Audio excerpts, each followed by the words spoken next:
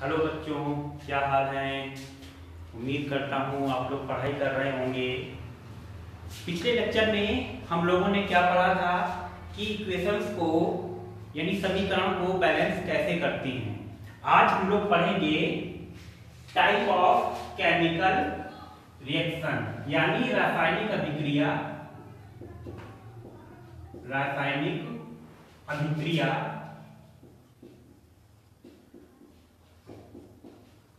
के प्रकार यानी रासायनिक अभिक्रिया कितने प्रकार की होती हैं इसके बारे में हम लोग पढ़ेंगे।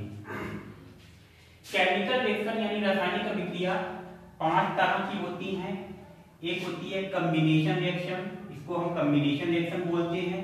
दूसरी होती है डिकम्पोजिशन रिएक्शन, तीसरी होती है डिस्प्लेसमेंट रिएक्शन, चौथी होती है डबल डिस्प्लेसमेंट रिएक्शन और फिफ्थ यानी ऑक्सीडेशन एंड रिडक्शन होती है। कॉम्बिनेशन रिएक्शन को हम संयोजन अभिक्रिया भी कहते हैं। संयोजन अभिक्रिया और डिकम्पोजिशन को हम हिंदी में वियोजन भी कहते हैं। वियोजन अभिक्रिया, संयोजन ये वियोजन अभिक्रिया। डिस्प्लेसमेंट को हम हिंदी में कहते हैं विस्थापन।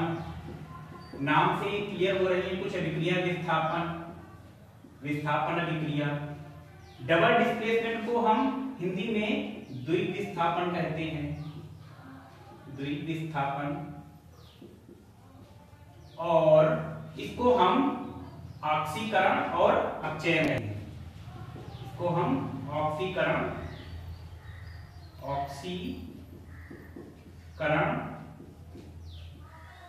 और अपचयन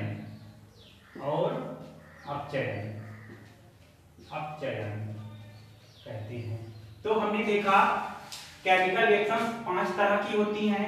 उनमें से जो पहली रिएक्शन है हमारी कॉम्बिनेशन रिएक्शन यानी संयोजन अभिक्रिया।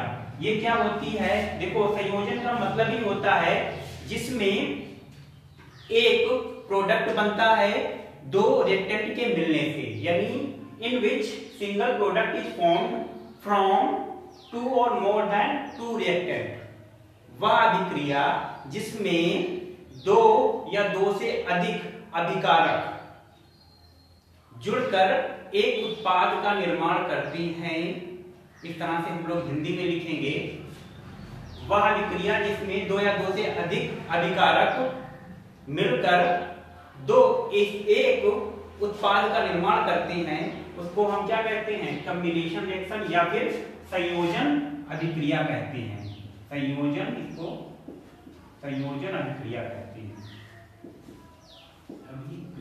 हैं। इसका एग्जाम्पल जैसे ये क्या है? कैल्शियम ऑक्साइड है और ये पानी है।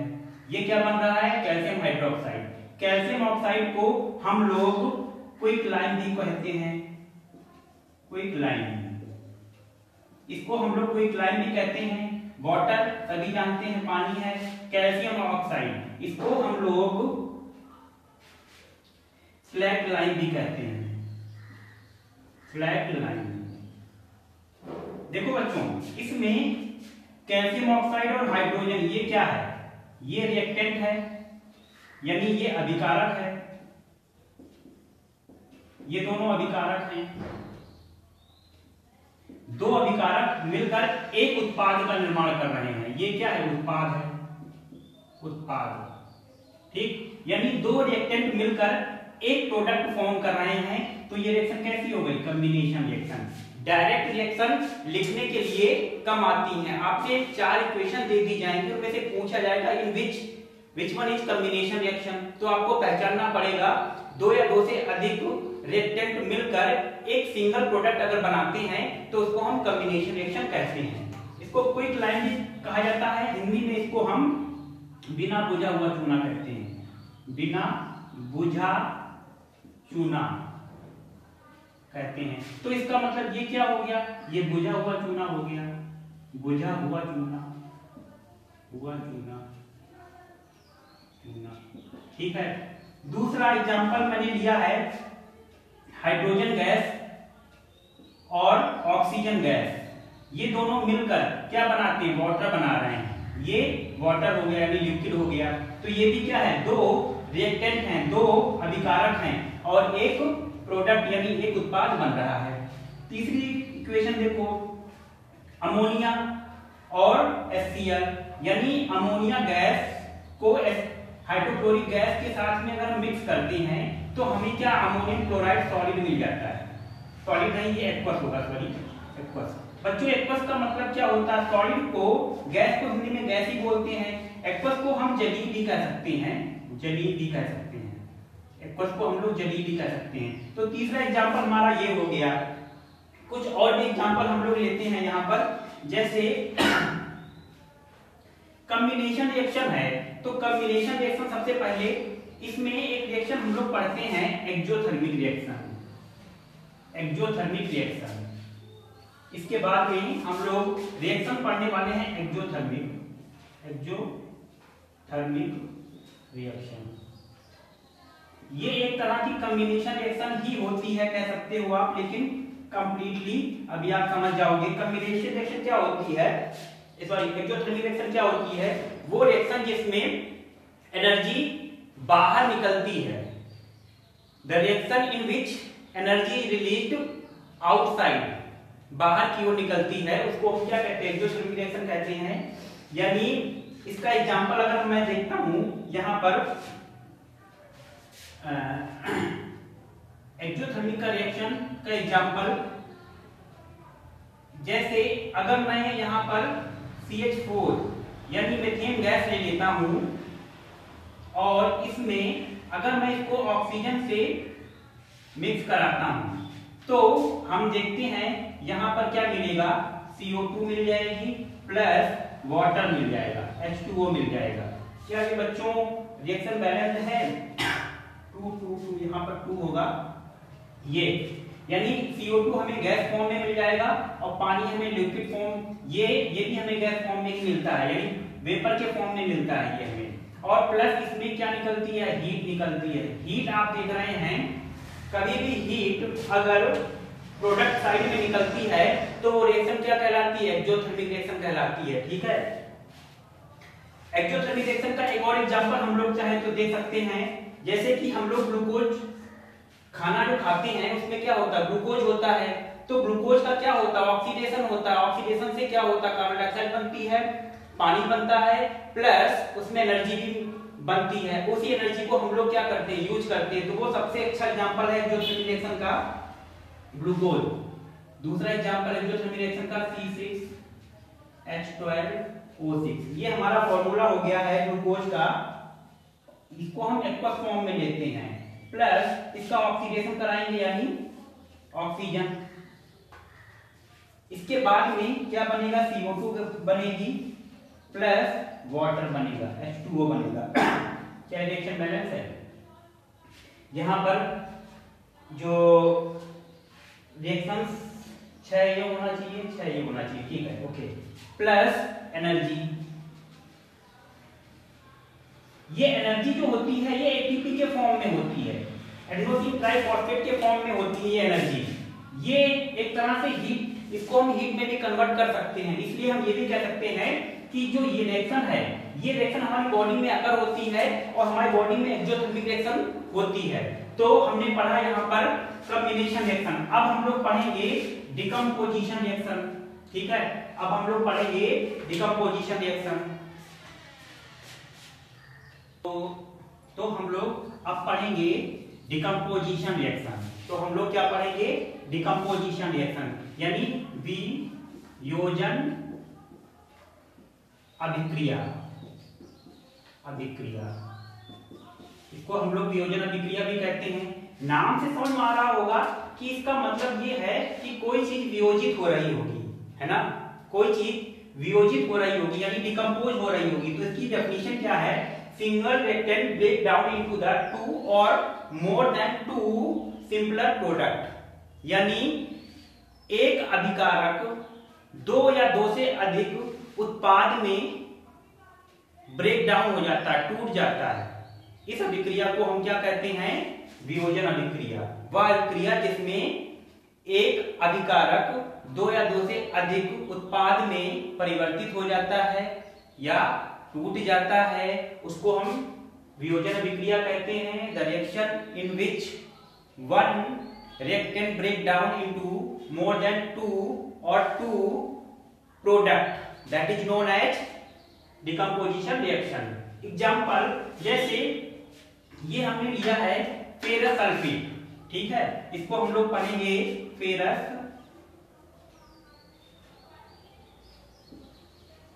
सल्फेट।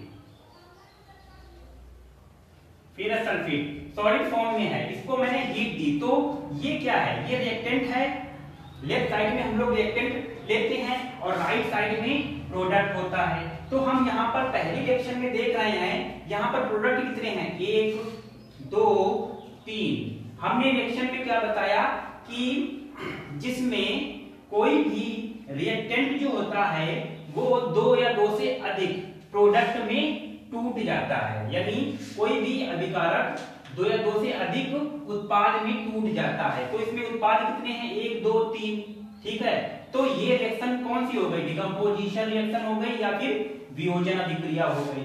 अब इसको हम लोग क्या पढ़ेंगे, इसको हम लोग फेरिक ऑक्साइड पढ़ेंगे। फेरिक ऑक्साइड, फेरिक ऑक्साइड का फॉर्मूला Fe2O3 होता है, फेरस सल्फेट FeSO4 होता है। इसको हम लोग क्या पढ़ेंगे, सल्फर डाइऑक्साइड, सल्फर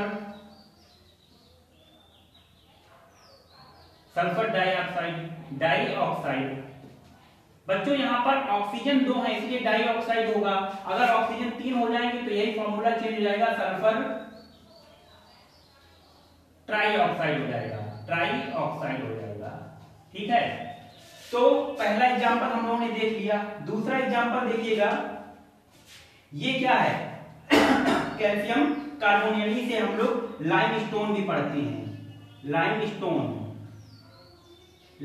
इसको हिंदी में भी लाइमस्टोन कह सकते हो। इसको अगर हम हीट देते हैं तो ये क्या बनता है, कैल्शियम ऑक्साइड बनता है। कैल्शियम ऑक्साइड को हम लोग क्विक लाइम, अभी हम लोगों ने पढ़ा था क्विक लाइम पढ़ते हैं, यानी अजलीय या फिर क्विक लाइम यानी बिना बुझा हुआ चूना, ठीक है, और ये कार्बन डाइऑक्साइड गैस निकलती है। तो दूसरा एग्जांपल में क्या है, एक अभिकारक है 2 उत्पाद में परिवर्तित हो रहा है, एक रिएक्टेंट है 2 उत्पाद में चेंज हो रहा, 2 प्रोडक्ट में चेंज हो रहा है। तीसरा एग्जांपल हमने लिया है नाइट्रोजन गैस और ऑक्सीजन, इन दोनों को कंबाइन किया और हीट दी। हीट देने के बाद में हम देख रहे हैं कि नाइट्रिक ऑक्साइड ये बन रहा है, इसको पढ़ेंगे नाइट्रिक ऑक्साइड, ठीक है। तो हम लोग इसमें सब में देख रहे हैं कि ये एग्जांपल हमारा इसका नहीं है, सॉरी, इसमें ये रिएक्शन, ये एग्जांपल इसका नहीं है, ये इसका एग्जांपल नहीं होगा, ये कॉम्बिनेशन रिएक्शन का एग्जांपल हो जाएगा। लेकिन बच्चों इसी में हम कुछ और भी चीजें डिस्कस करे ले रहे हैं कि जैसे कि पहले हमने देखा था कि एक रिएक्शन हमने पढ़ी थी एक्सोथर्मिक रिएक्शन, ठीक है। एक्सोथर्मिक रिएक्शन यानी ऊष्माक्षेपी अभिक्रिया, वह अभिक्रिया जिसमें उष्मा निकलती है, हीट रिलीज होती है। Then the reaction in which heat is released outside that is known as exothermic या ऊष्माक्षेपी अभिक्रिया। ऊष्माक्षेपी इस तरह से है, जो भी है ऊष्माक्षेपी अभिक्रिया।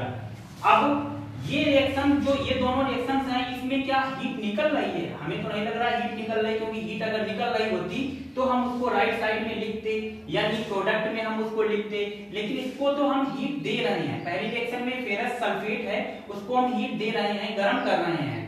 तो इसका मतलब ये कौन सी रिएक्शन हो गई, ये रिएक्शन हो गई इंडोथर्मिक रिएक्शन, थर्मिक रिएक्शन। देखो बच्चों, इसमें हमें ये भी ध्यान रखना पड़ता है कौन एक्सोथर्मिक है कौन इंडोथर्मिक है, क्योंकि इन्हीं रिएक्शंस में हो सकता हो एक्सोथर्मिक रिएक्शन हो सकता हो एंडोथर्मिक रिएक्शन हो। तो एंडोथर्मिक रिएक्शन क्या होती है? एंडोथर्मिक रिएक्शन यानी इसको हम हिंदी में उष्माशोषी भी कहते हैं, उष्माशोषी, उष्माशोषी, उष्माशोषी अभिक्रिया। वैसे तो ये रिएक्शन डिकम्पोजिशन रिएक्शन है यानी वियोजन अभिक्रिया, लेकिन वियोजन अभिक्रिया में भी ये उष्माक्षेपी अभिक्रिया यानी एंडोथर्मिक रिएक्शन होती है, जिसमें हीट दी जाती है। Heat is given to proceed the reaction, heat is given to proceed the reaction, that is known as endothermic reaction. इसमें क्या हम हीट दे रहे हैं, हीट दे रहे हैं तो ये हमारे प्रोडक्ट बन रहे हैं। रिएक्टेंट को हीट दी जाती है, इसमें ध्यान देना हमेशा रिएक्टेंट को अगर हीट दी जा रही है तो वो एंडोथर्मिक है, अगर प्रोडक्ट में हीट निकल रही है तो वो एक्सोथर्मिक है। रिएक्टेंट को हीट दी जा रही है तो वो एंडोथर्मिक है, और अगर प्रोडक्ट में हीट निकल रही है तो वो एक्सोथर्मिक रिएक्शन है। तो ये रिएक्शन हमारी यहां पर लाइमस्टोन को अगर हम बहुत ये हीट करते हैं यानी एनर्जी इसको देते हैं, यानी इसको हम रिएक्टेंट को एनर्जी देते हैं, तब हमारा क्विकलाइन बनता है। तो ये हमने पढ़ा डिकम्पोजिशन रिएक्शन। तीसरा हम लोग तीसरी रिएक्शन पढ़ रहे हैं डिस्प्लेसमेंट रिएक्शन यानी विस्थापन अभिक्रिया क्या होती है। तो अब हम लोग पढ़ेंगे तीसरी रिएक्शन डिस्प्लेसमेंट रिएक्शन, यानी इसको हम विस्थापन अभिक्रिया कहते हैं। विस्थापन अभिक्रिया क्या होती है? विस्थापन अभिक्रिया, विस्थापन अभिक्रिया in which more reactive elements displace less reactive elements from aqueous solution of its compound, यानी अधिक सक्रिय तत्व कम सक्रिय तत्व को उसके जलीय विलयन से विस्थापित कर देता है। वह अभिक्रिया जिसमें अधिक सक्रिय तत्व कम सक्रिय तत्व को उसके जलीय विलयन से विस्थापित कर देता है, विस्थापन अभिक्रिया कहलाती है। इसको आप हिंदी में लिख लीजिएगा। इन विच मोर रिएक्टिव एलिमेंट्स यानी ज्यादा ताकतवर कम ताकतवर को डिस्प्लेस कर देगा, सिंपल सा फिनोमेना, ठीक है। More reactive elements displace less reactive elements, ठीक है। अब कैसे पता चलेगा कि कौन ज्यादा ताकतवर है, कौन कम ताकतवर है, कौन मोर रिएक्टिव है और कौन लेस रिएक्टिव है? तो उसके लिए मैंने यहां पर लिख दिया है, सबसे ज्यादा रिएक्टिविटी जो होती है वो पोटेशियम की होती है, उसके बाद में सोडियम की होती है दूसरे नंबर पे, फिर तीसरे नंबर पे कैल्शियम की होती है, फिर मैग्नीशियम की होती है, फिर एल्युमिनियम की होती है, फिर जिंक की होती है, फिर आयरन की होती है, फिर हाइड्रोजन की होती है, फिर कॉपर की, फिर सिल्वर की, फिर गोल्ड की। ये रिएक्टिविटी का ऑर्डर है। सबसे ज्यादा सक्रिय कौन होता है? पोटेशियम होता है, फिर सोडियम, फिर कैल्शियम, फिर मैग्नीशियम, फिर एल्युमिनियम, फिर जिंक, फिर आयरन, फिर हाइड्रोजन, फिर कॉपर, फिर सिल्वर और फिर गोल्ड, ठीक है। तो एग्जांपल हमने एक एग्जांपल लिया है, पहला एग्जांपल जैसे आयरन है। आयरन को अगर हम कॉपर सल्फेट के जलीय विलयन में डालते हैं, आयरन को अगर हम लोग कॉपर सल्फेट के जलीय विलयन में डालते हैं तो हम लोगों को आयरन सल्फेट मिल जाता है और कॉपर जो है वो डिस्प्लेस यानी विस्थापित हो जाता है। अब जरा ध्यान दो, क्या आयरन ज्यादा ताकतवर है कॉपर से? देखते हैं, ये आयरन है और ये कॉपर है, तो आयरन ज्यादा ताकतवर है कॉपर से, यानी iron is more reactive than copper. तो आयरन जो है वो कॉपर को उसकी जलीय विलयन से डिस्प्लेस कर देगा, विस्थापित कर देगा, यानी इसको हटा देगा और इसकी जगह पर खुद आ जाएगा। तो जब इसको हटा देगा तो फेरस जो है वो सल्फेट के साथ में सेट हो जाएगा और क्या बन जाएगा? Ferrous sulphate. आयरन जो है वो सल्फेट के साथ सेट हो जाएगा, आयरन सल्फेट बन जाएगा, फेरस सल्फेट बन जाएगा और कॉपर को अलग कर देगा, इसको हटा देगा, भैया तुम भाग जाओ, ठीक है। तो इसको हम कहते हैं डिस्प्लेसमेंट, डिस्प्लेस कर दिया। फिर दूसरा एग्जांपल हमने लिया जिंक। जिंक को फिर कॉपर सल्फेट के जली विलयन के साथ में मिक्स किया।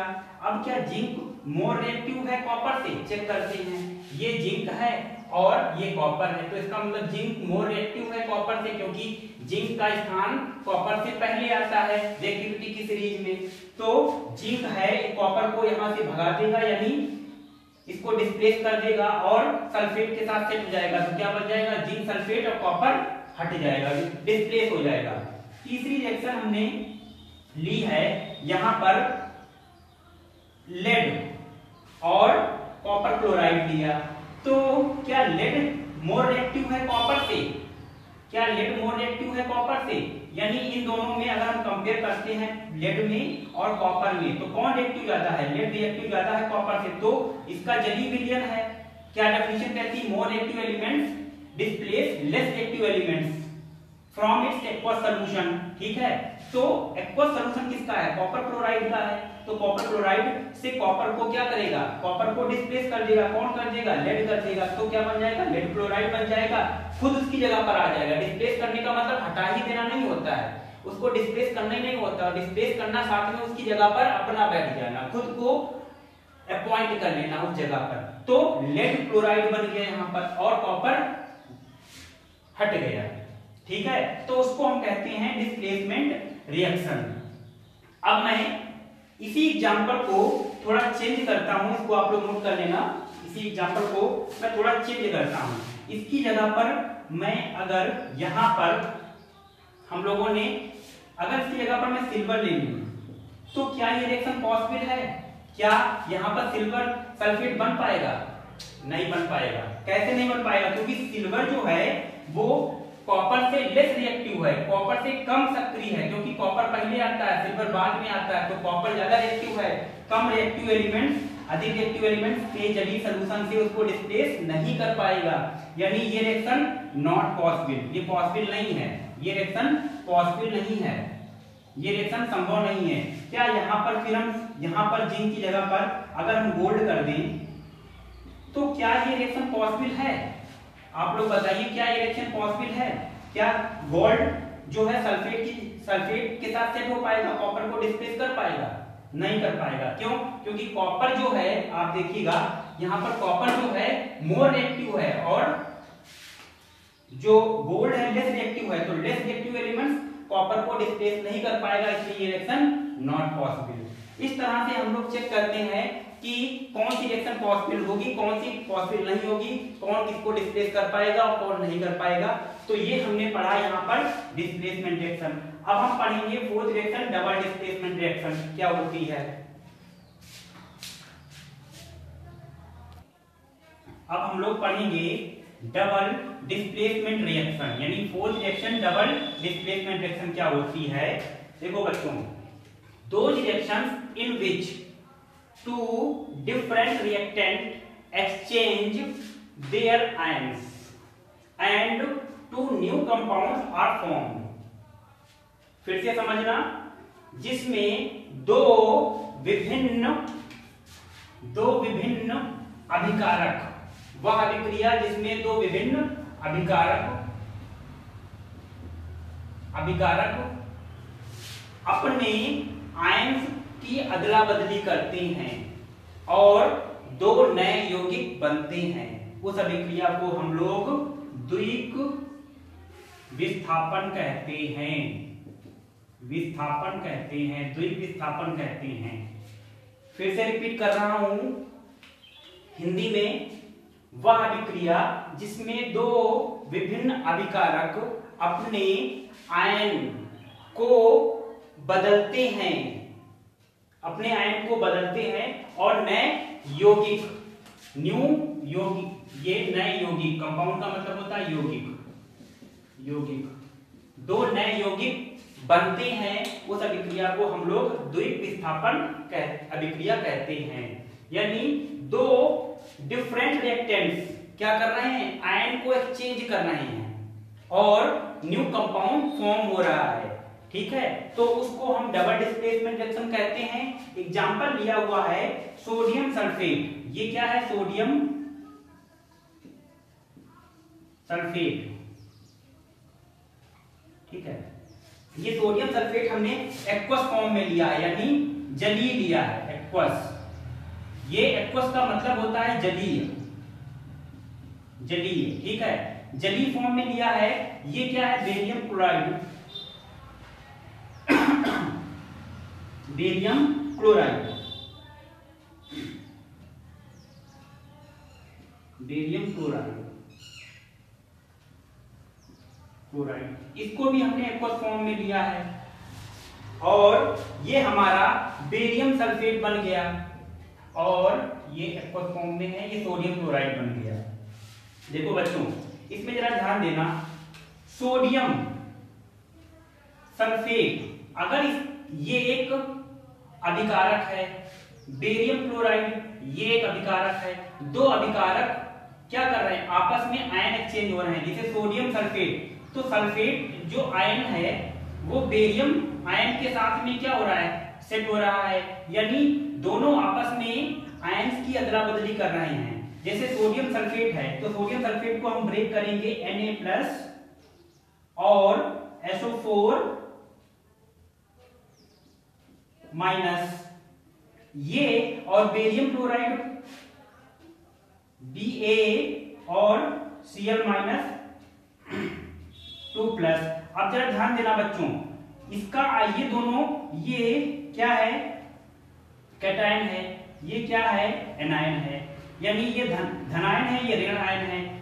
ये सोडियम सल्फेट है, अब ये क्या कर रहे हैं, आपस में अदला बदली कर रहे हैं। इस तरह से आपस में क्या है, अदला बदली हो रही है, यानी बेरियम सल्फेट के साथ में सेट होकर BaSO4 बना रहा है, और सोडियम क्लोराइड के साथ बनाकर सोडियम क्लोराइड NaCl बन रहा है। तो आपस में आयन क्या है, एक्सचेंज हो रहे हैं। ये आयन जो है वो एक्सचेंज हो रहे हैं, सोडियम क्लोरीन के साथ में जा रहा है और सल्फेट बेरियम के साथ में जा रहा है। तो दोनों आपस में आयन को एक्सचेंज कर रहे हैं, बदल रहे हैं, और नए कंपाउंड बन रहे हैं। ये नया कंपाउंड बन रहा है, ठीक है, ये प्रोडक्ट के फॉर्म में नए कंपाउंड बन रहे हैं। तो ये हमारी डबल डिस्प्लेसमेंट हो गई। अब दूसरा एग्जांपल हमने लिया है सिल्वर नाइट्रेट, ठीक है, और सोडियम क्लोराइड। ये क्या है, सिल्वर नाइट्रेट है और सोडियम क्लोराइड। इधर क्या बना, सिल्वर क्लोराइड और सोडियम नाइट्रेट। तो इसमें सिल्वर नाइट्रेट जो है, इसको अगर मैं इसके आयन में ब्रेक करूंगा तो Ag और NO3, ये आयंस में ब्रेक हो गया अपने अपने। और ऐसे ही इसको मैं आयंस में ब्रेक करूंगा तो सोडियम और Cl। तो ये क्या है, आपस में अदला बदली, ये इसके साथ सेट हो रहा है और ये इसके साथ सेट हो रहा है, यानी सोडियम इसके साथ सेट हो रहा है, क्लोरीन इसके साथ सेट हो रहा है। तो आपस में आयन क्या हो रहे हैं, एक्सचेंज हो रहे हैं। तो इसीलिए ये रिएक्शन द्विविस्थापन या डबल डिस्प्लेसमेंट रिएक्शन है। हमारी डेफिनेशन क्या कहती है कि दो विभिन्न अभिकारक आपस में आयनों की अदला बदली करते हैं और नए यौगिक बनाते हैं, उसको हम द्विविस्थापन अभिक्रिया कहते हैं। ठीक है, तो ये एग्जांपल हमारा इसका डबल डिस्प्लेसमेंट का हो गया। ये दोनों एग्जांपल हमारे डबल डिस्प्लेसमेंट के हो गए हैं। अब उसको फिफ्थ रिएक्शंस आती है ऑक्सीडेशन एंड रिडक्शन। तो मेरा वीडियो जो है वो काफी लंबा हो गया है, इस रिएक्शंस को मैं नेक्स्ट लेक्चर में पढ़ाऊंगा। और अगर आपको समझ में आता है तो मेरे वीडियो को लाइक कीजिए, सब्सक्राइब कीजिए और अपने दोस्तों को भी शेयर कीजिएगा। Thank you for watching this video.